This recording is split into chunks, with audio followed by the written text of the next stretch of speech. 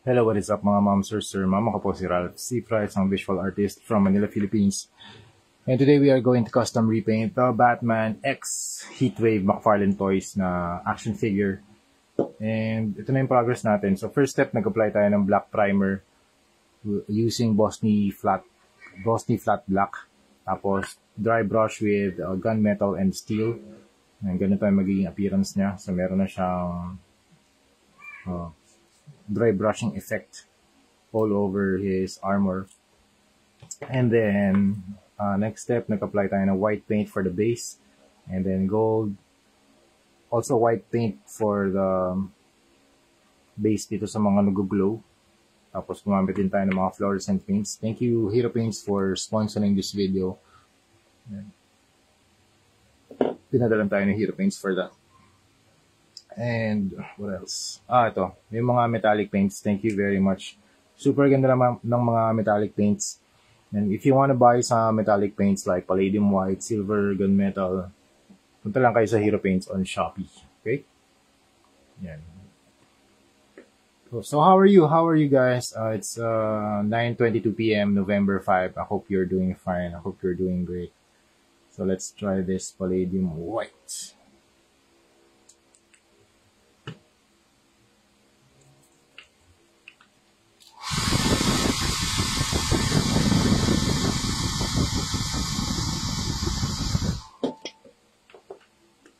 Try natin dito sa coil niya.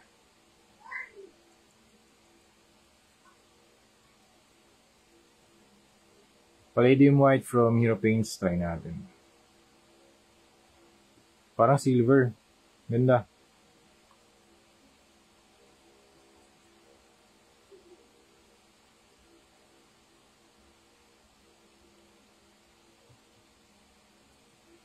Pero meron siyang hint ng ng pink, ng warmth. Hindi siya yung very cool na silver.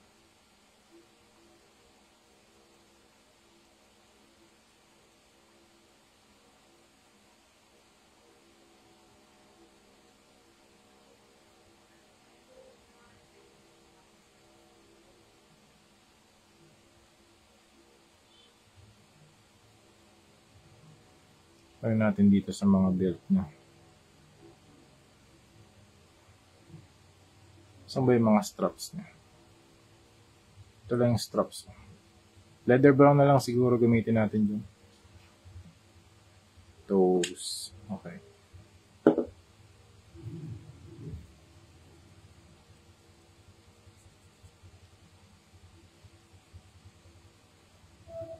How are you guys? Kung meron kayong mga tanong tungkol sa custom repaints, please do type nyo lang sa comment section below.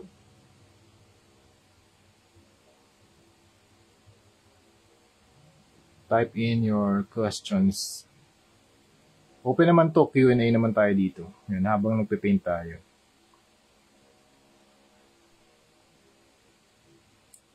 Okay, tapos leather brown. Okay.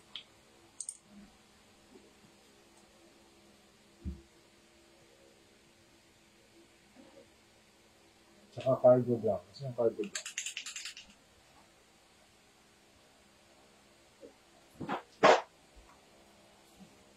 Yan, leather brown and cargo brown yung combo ko sa sa combination ng paint sa mga hindi ko lang nga palang nozzle to.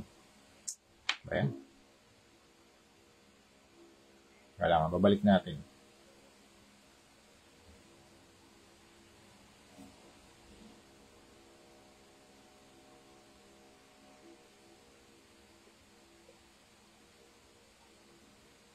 Humahapon pa yung paint. Di bali, balik lang natin yung excess.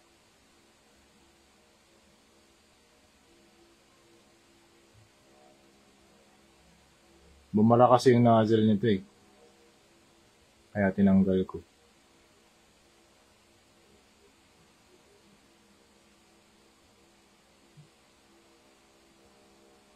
Okay.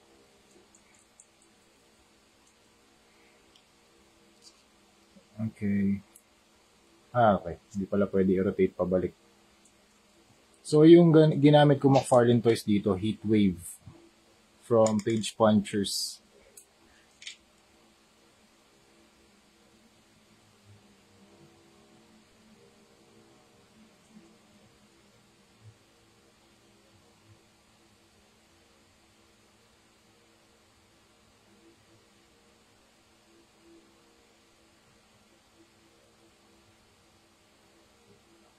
Hi, sir. Hi, sir. Good evening. Sabi ni Devon Aristoteles, Lods, ask lang nagamit mo na yung Hero Basic Skin Tone and Hero Air Fair Complex. Wow. Hindi pa. Hindi ko pa nagagamit yun, sir. Pero yung mga basic skin tone, I think meron ako dito. Wait lang, sir. Air Fair Complex.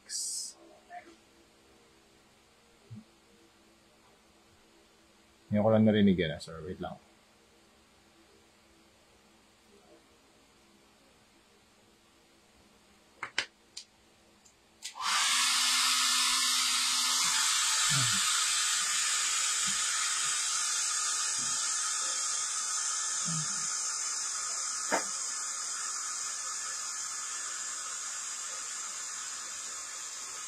Wow.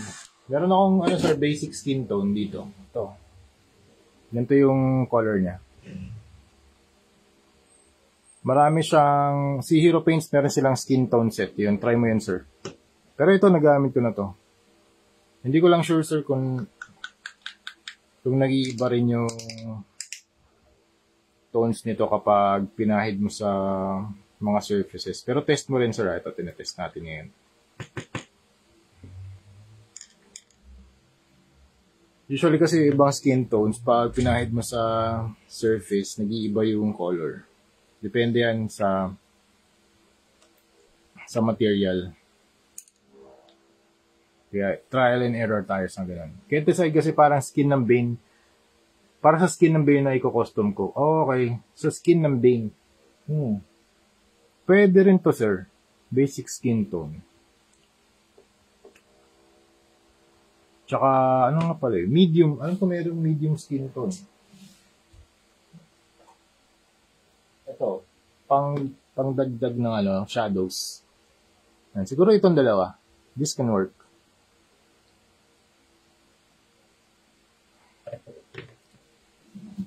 So I think you can base coat with this basic skin tone, tapos you can do a wash with this. And wash with warm red. Ito, warm red, tapos wash with lemon yellow. So I think ganun yung magiging proseso. Kasi ganun yung ginagawa ko sa mga skin tone eh. For the skin, usually yung ginagamit ko white na base primer. Wala ito, primer, tapos base coat, ito. Tapos diretso na ako dito, sir. Wash ng red. Very lang to, very limited amount lang. Sobrang konti lang ng paint dun sa, very konti lang yung, very minimal amount of paint lang ihahalo mo sa tubig para magkaroon ng wash. Layers and layers of wash. Oh, sir, sige. Screenshot mo, sir, ito. Ito. So, ganito yung proseso natin. Ayan. Wow!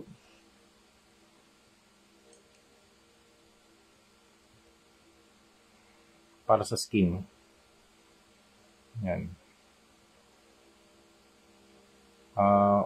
White yung primer.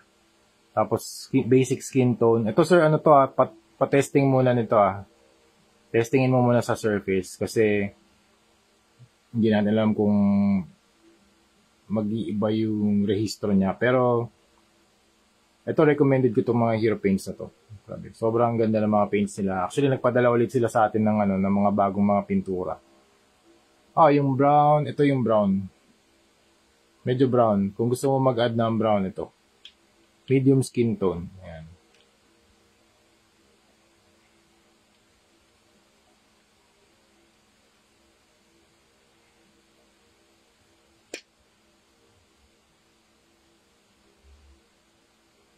So, white, primer, to yung base coat, tapos pwede ka mag-add ng washes. So, pwede ka mag-wash ng red, ng yellow, ng brown. Yan. Puro wash na to. Pero ito yung primer, to yung base coat. Yun yung ginawa ko dito, sir eh. Meron kasi tayong face niya ni Batman. Ay, nasa na yun? Ito. Saan yung face? Ito, yung face ni Batman. Hindi ko na dinagdagan to ng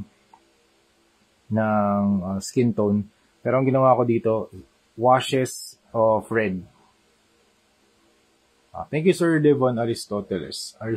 Thank you, sir. Yan. Okay. Okay, proceed tayo dito sa artwork natin. Cargo brown naman. Ito yung gagamitin natin pang dagdag ng highlights dito sa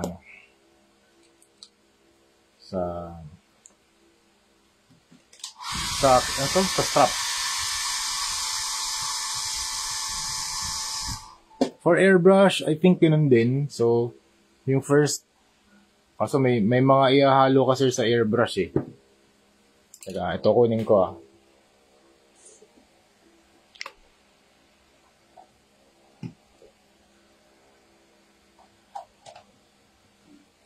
Meron din, iba rin yung tools for airbrushing. Meron din ako dito. May mga iba't ibang mga liquids na pwedeng ihalo for better airbrush flow. Better paint flow. Kasi usually pag airbrush, ang nangyayari dyan, nagka-clog yung paint dun sa loob. Tapos bubuga siya ng clogs ng splatter effect. So kung gusto niyo ng splatter effect, nag-work yun. Pero kung hindi naman, kailangan yung gawin to. Kailangan mas palabnaw yung paint para mag-flow dun sa mechanism ng airbrush. So first, nagbebenta rin si Hero Paints ito. Airbrush Reducer, Flow Improver, and Airbrush Cleaner. Okay, so tatlo yan. So itong Airbrush Reducer, ang ginagawa nito, yan, ito sa likod. Recommended ratio, 30% Airbrush Reducer, 10% Flow Improver, and 60% paint. Ang ginagawa nito, tinithin niya yung paints for airbrush use. Okay? So, para mas mag-flow dun sa mismong airbrush. So, 30% nito. Okay? Tapos, meron kang Flow Improver. Yung Flow Improver naman, ito, water-based to improves airbrush flow and decreases clogging. Meron din yung function niya. I-improve niya naman yung airbrush flow. So, sabi dito, itong reducer, effective use for water-based paints, alcohol, acrylics, lacquer, enamel. Okay, so pwede pala. Tapos, dito naman sa Flow Improver, ilang percent to? Ayan, 10% lang. So, ganun yung ratio. Kung meron kang paint, mga red, di ba? Ay, ito na lang, white, yung primer. So, 60% nito. Tapos, 10% ng Flow Improver, and 30% ng Airbrush Reducer. So, yun yung combination. And then, pwede mo na ilagay dun sa cup ng airbrush and then spray. That's it. Tapos, for washes naman, pwede ka nang gumamit ng brush. Wash lang yun, sir, Sing talagang super thin layer of brush. Super thin layer of paint pala. So yun, that's it. Yun yung combination ng mga liquid for airbrushing. Tapos kung tapos ka na maglinis na at tapos na yung session ng airbrush, you can use this airbrush cleaner from Hero Paints din. Yeah, maraming salamat Hero Paints. And lahat yan binigay nila yan sa atin for customization purposes. Thank you very much. Wash then tissue. Yes sir, tama. Tama yun. Wash mo muna and then kung idadab mo yung excess ng tissue para mawala yung excess water and excess paint. And then, kung nakukulangan ka pa, resume, ulitin mo ulit, apply ka ulit ng second layer. Pero ang importante dito is to apply everything in thin paints. Thin layers pala, thin layers.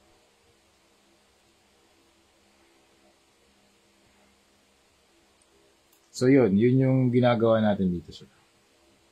Kung gusto mo mag-explore, you can search some skin painting tutorials sa YouTube, sir. Dami niyan.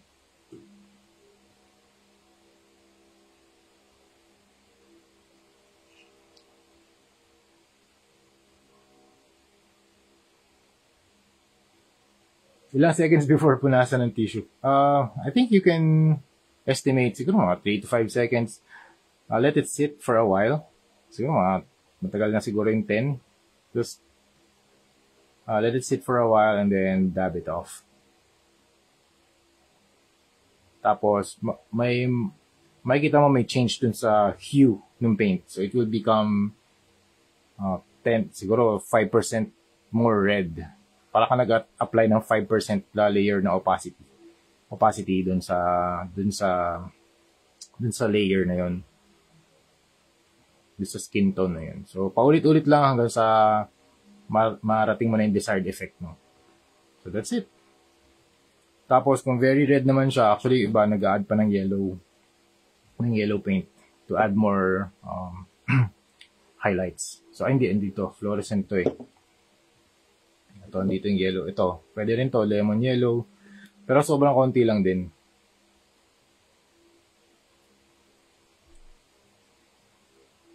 I think, ito. Okay, next step na siguro dito, last na yung blood effects. Yun na, that's it. And then, tapos na tayo.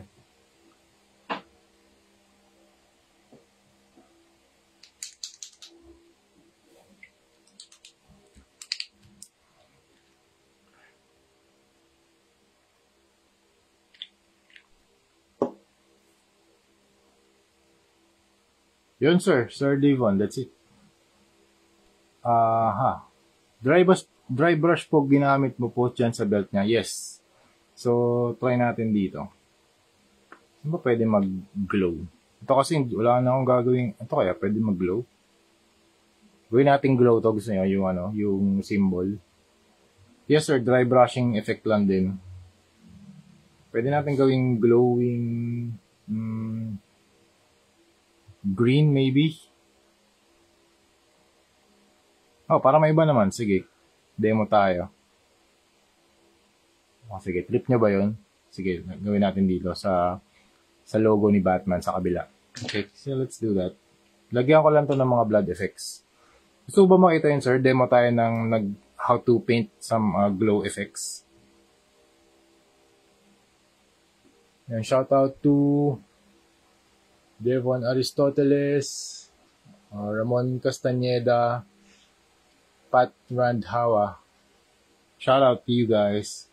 Where are you watching from, bros? Where are you watching from?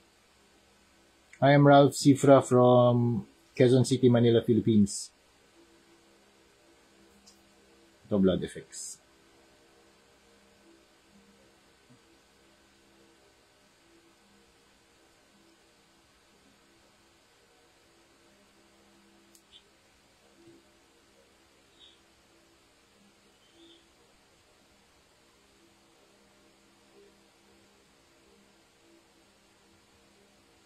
Add na tayong blood effects dito. And then we're done. Oh, Makati. Ramon Castañeda of Makati. How are you? Shout out to you, sir.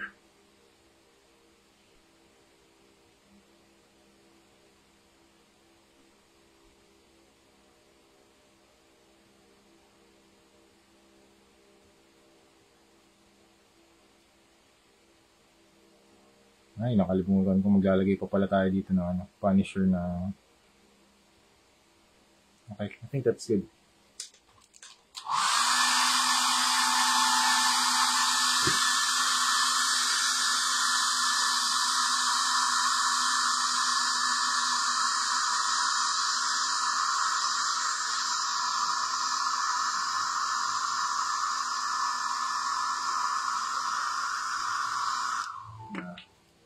Para kasi kay client to lahat eh. Marami siyang in-order ng mga Punisher na custom repaints. Kaya lahat to Punisher.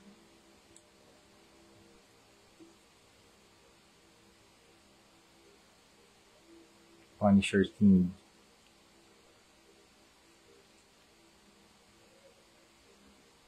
Ito kaya lagyan natin to. Siguro yung bilog, no?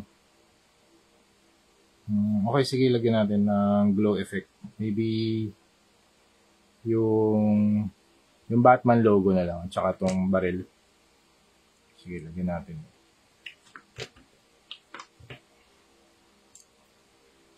So, ipa-prime muna natin to. Prime natin ng white. Okay?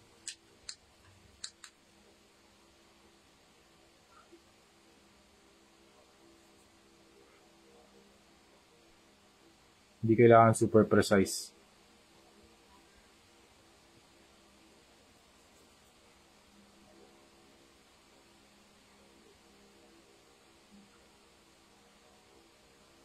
You just need to apply white paint. Tsaka importante sa pagko-custom repaint, huwag kayo matakot, apply lang kayo. Don't be afraid. Don't be afraid of the white canvas. I-train nyo din yung sarili nyo na pag-paint sa surface.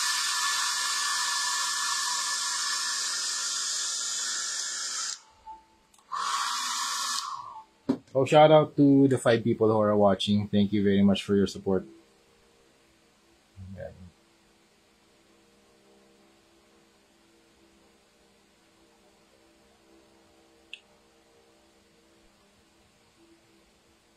Baka meron kayong mga ano dyan, mga ma'am sir, second hand na Nintendo Switch. Gahanap ako ngayon kasi gusto kong laruin yung Hades.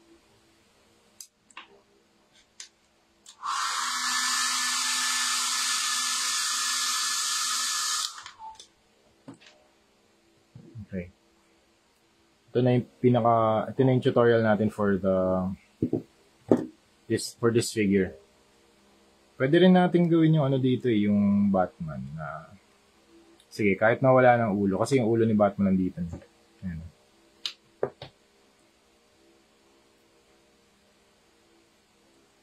Sige, lagyan na lang natin ng glow. Okay.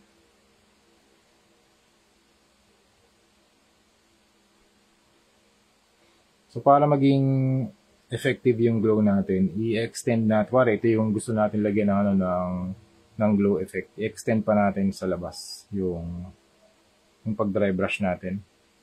Okay. Kasi usually matatamaan ng ilaw yan eh. Hello, Christian Maranan says, hello brother, nice figure. Thank you sir. Yan, tatamaan pa yan ng ilaw. So, extend natin yung dry brushing effect. And then,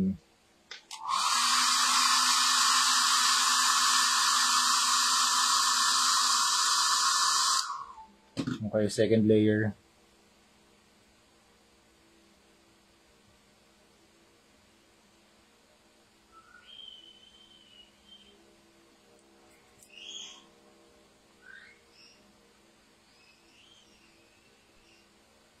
Okay.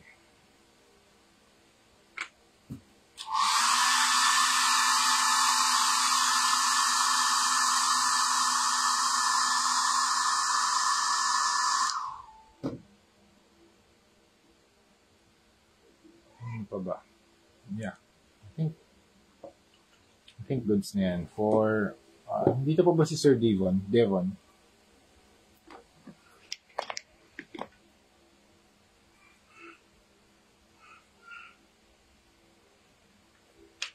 Ito naman, ano naman tayo, fluorescent green naman yung next. So, yun lang yung technique natin. White base, fluorescent green, tapos fluorescent yellow.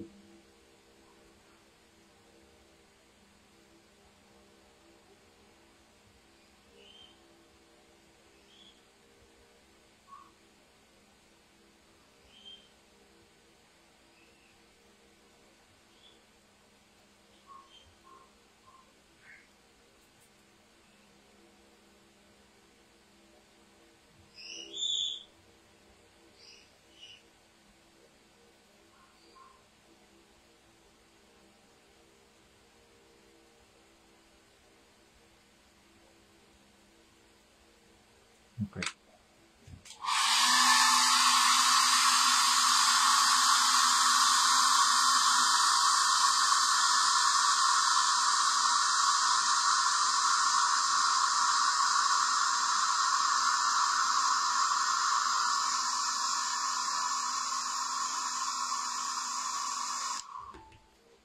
Meron pa pala dito. Itong baril niya.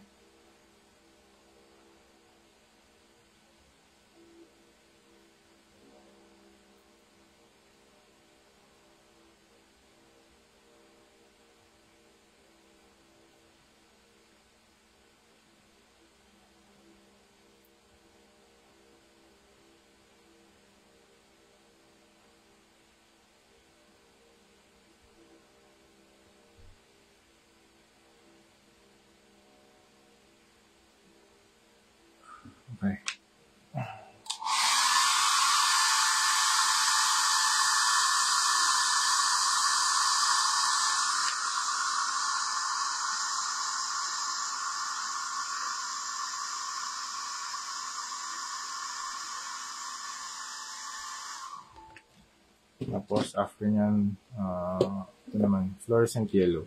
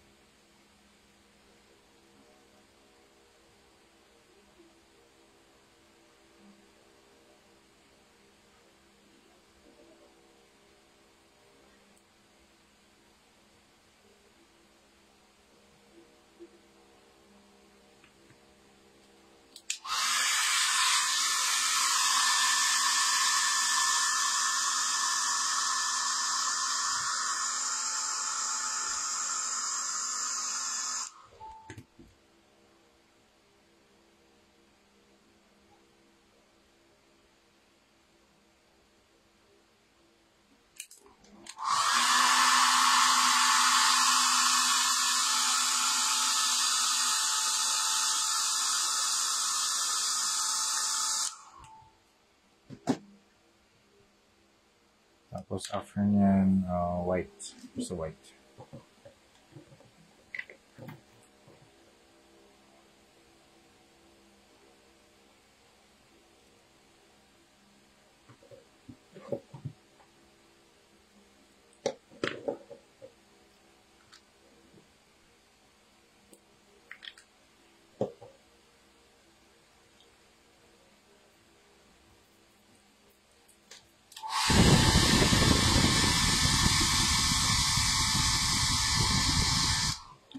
How are you guys? Kung meron kayong mga questions, you can always ask me here sa live natin. So, thank you. Thank you for staying. Thank you for watching. Always, thank you for your support. We already have 30,000 subscribers via our YouTube channel, so thank you very much.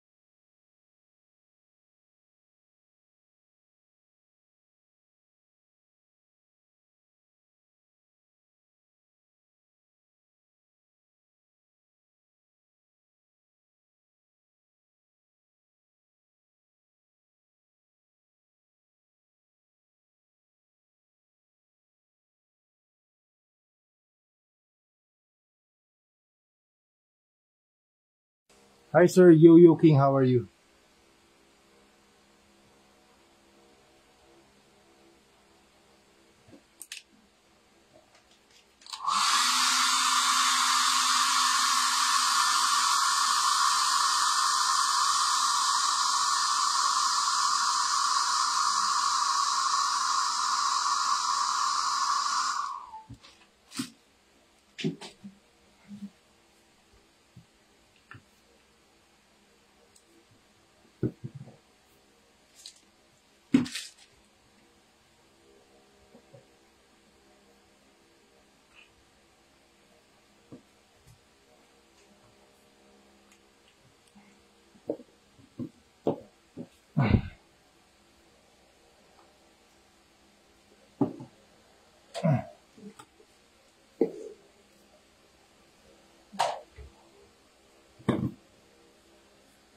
Okay.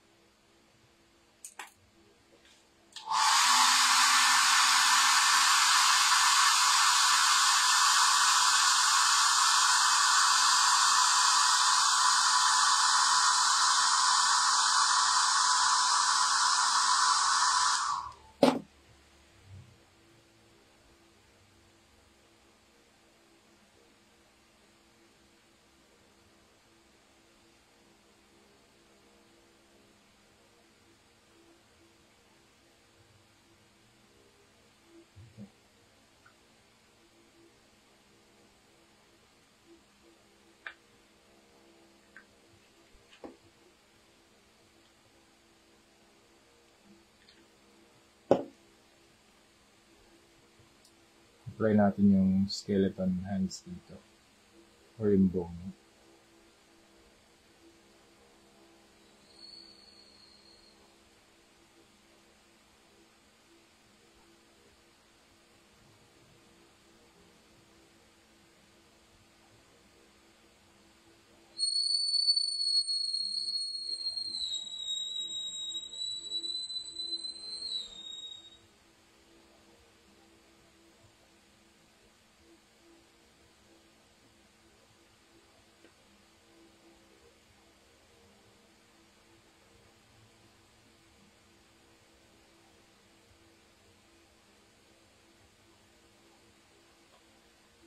Alright. I think we're done. So I'll just update our client regarding the Batman X Heatwave.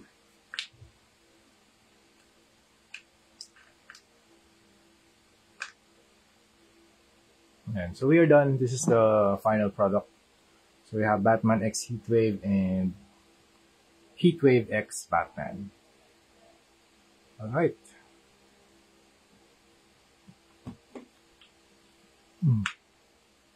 Alright, that's it. So thank you very much for watching and see you in the next video. Bye bye.